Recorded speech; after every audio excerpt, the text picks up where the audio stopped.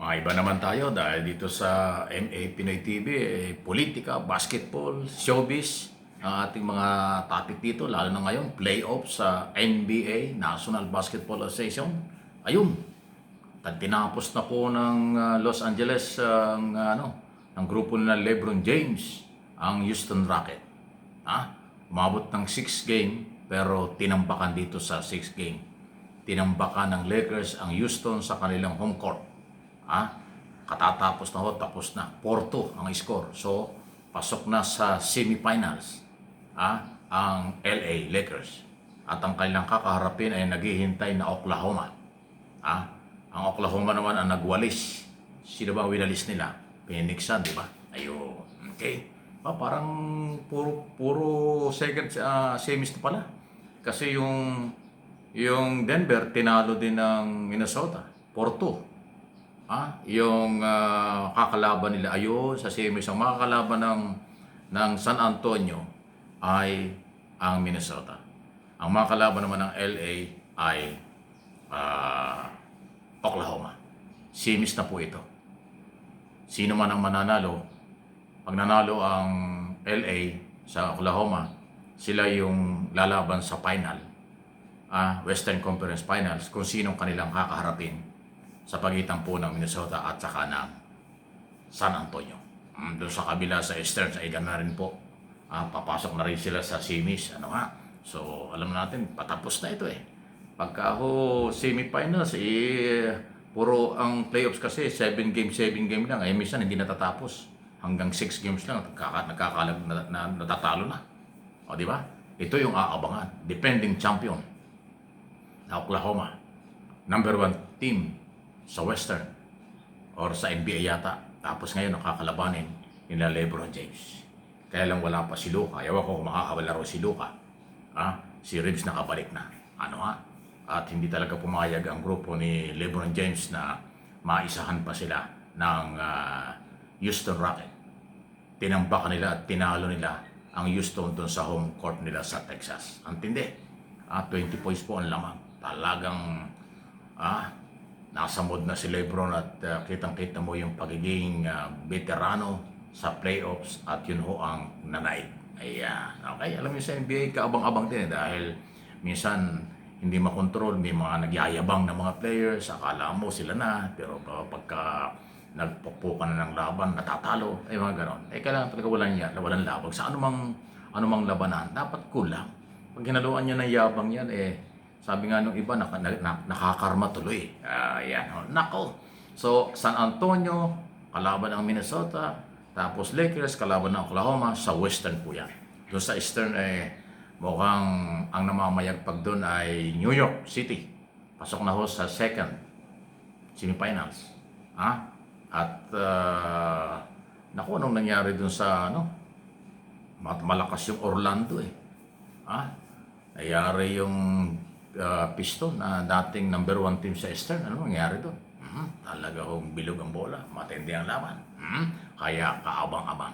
Ako pasintabi na pagdating sa basketball dati, baka sabihin naman bakit hindi PBA pinag-uusapan. Nawalan ako ng gana sa PBA. Parang hindi basketball ang laro minsan Minsan may away pa kasi sa basketball talaga. So NBA iba. Kasi yung malalaking tao, hindi mo rin akalain kung sila'y gumalaw ay parang maliliit na tao lang.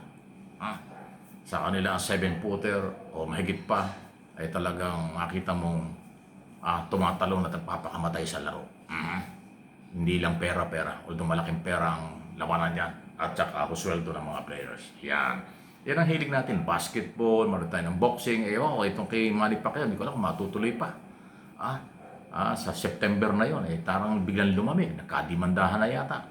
Ayan yung mga sports natin inaabangan at iba pang sports sa mundo na ating ginagalawan. Kasi hindi lang man puro politika, okay lang yung politika paminsan-minsan kasi nakataya yung ating kinabukasan yan. Yung political stability, national security, ekonomiya at lahat, tourism, nakataya kapag isang pang-politika. Hindi naman natin iiwanan yan.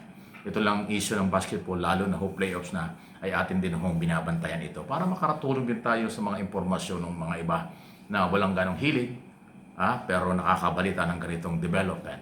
Okay? So, 4 na team na lang po ang natitira sa Western. at sila ho yung maglalaban-laban sa semis going Western Final. At sa kabila, ganon din po. Kasi hanggang sa umabot na yan sa kung sino magkaharap.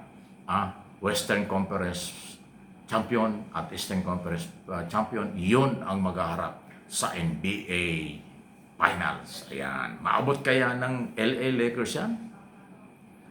Kahit wala pa si Luka na pinakamagaling na player sa sinasabi nila sa kasaysayan.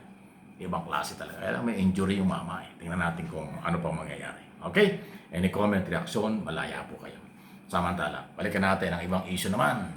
Dito pa rin sa ating bansa.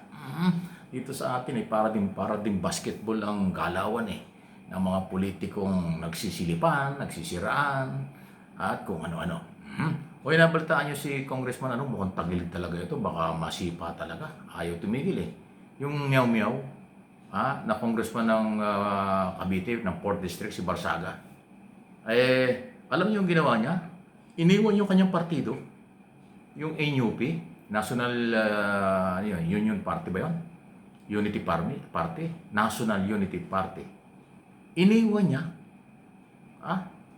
At sumama sa PDP, yung mga naging Duterte na nga siya. Bakit karapatan niya yun? Pero alam niyo bakit? Alam ba niyo yung kanyang ama na si dating Congressman Barsaga, magaling yun lawyer, CPA lawyer.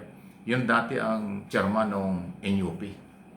Pero hindi akalain nito mga member ng NUP ngayon na ang darating na Barsagang bata, katulad nitong si Keiko ba yan? Si Miao, si Barsaga, pasaway. 2 beses na nasuspende.